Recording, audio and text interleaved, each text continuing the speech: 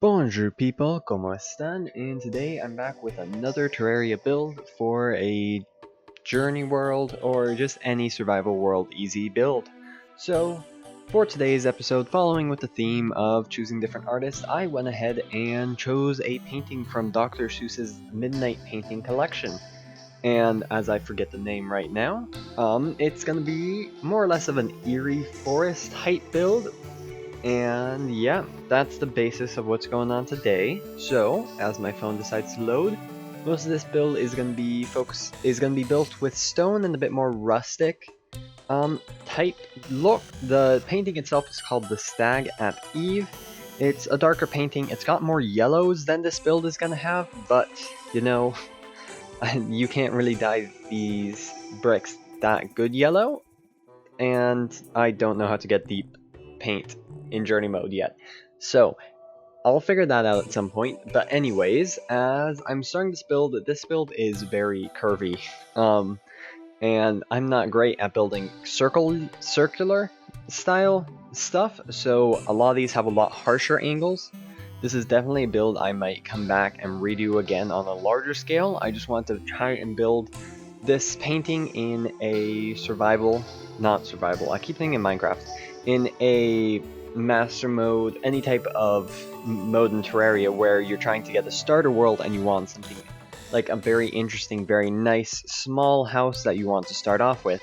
None of these builds that I'm building for this series are going to be anything super complex. They're all meant to be very simple and something that you can go along and follow along with in any build without having to go too far into trying to find all these very complex resources.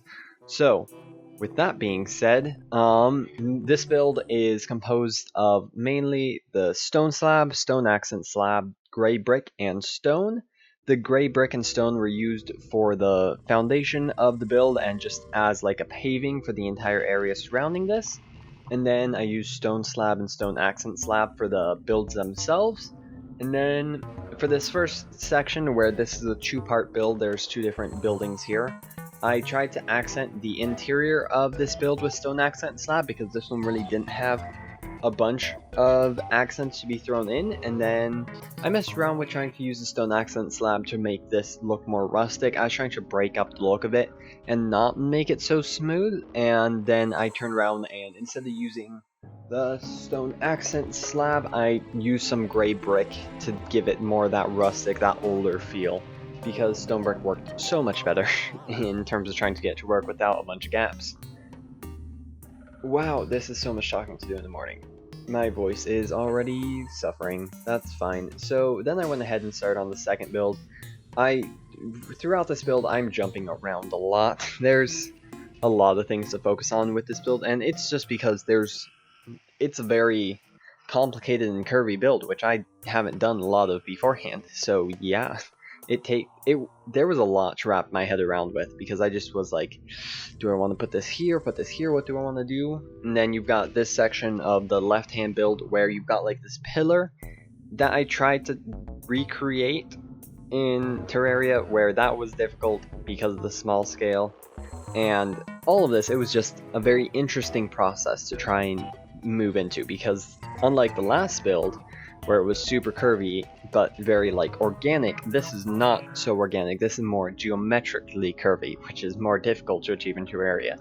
And then this top part was sort of like, it reminded me of sort of a Japanese style upper section with how the curves were supposed to work, which let's just say they didn't work.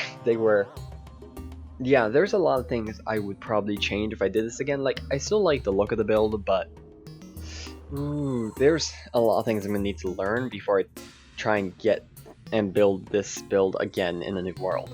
Saying I go through and rebuild this. So, with that being said, it's just moving on through and starting to build this whole false bottom, and including the whole foundation. All of the ground I use just stone and stone brick, just to make it like more of a paved but broken paved path through there. And then I just went ahead and accented the build with only the gray brick because it already had stone slab as a main part. And then I went ahead and threw on the background walls, not realizing OBS decided to stop recording for some reason. So yeah, the walls are just gray brick. You've got the trellised part, I don't remember what that one's called, and then just normal wood. And then I used just some stone platforms to work across, and then built these weird little like stairs where I wanted to keep it where it's like Dr. Seuss. It's this weird sense of stairs where it's like this really skinny back and forth. And it saved a lot of space there too, along with that. And then for this other house, I just built like a small little parlor type bar area because why not?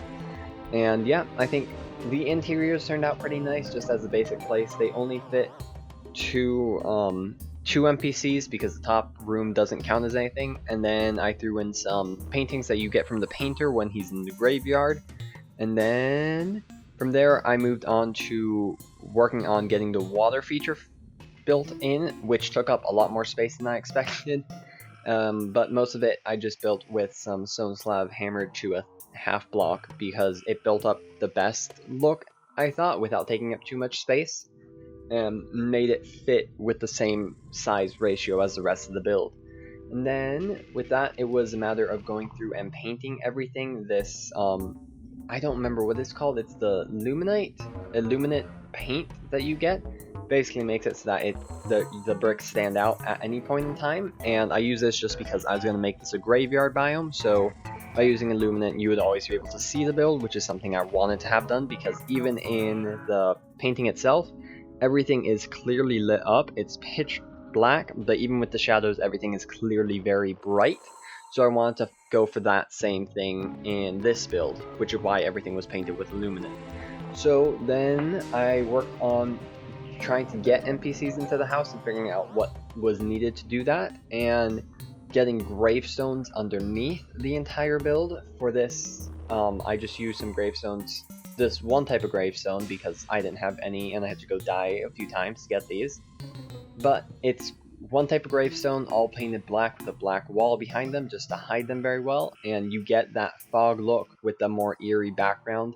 And I think overall it just was the best choice for this atmosphere because it wasn't using the fog machine, which I think would make too much fog for this display, and it also changed the background to more of that grayish, where the illuminate paint sort of has that slight color accent against the gray, where it's just slightly brighter. And then I moved the stone up and down the walls a bit, and from there I proceeded to just wait until the NPCs moved in and painted the fountain also illuminate. And that was about it for this build.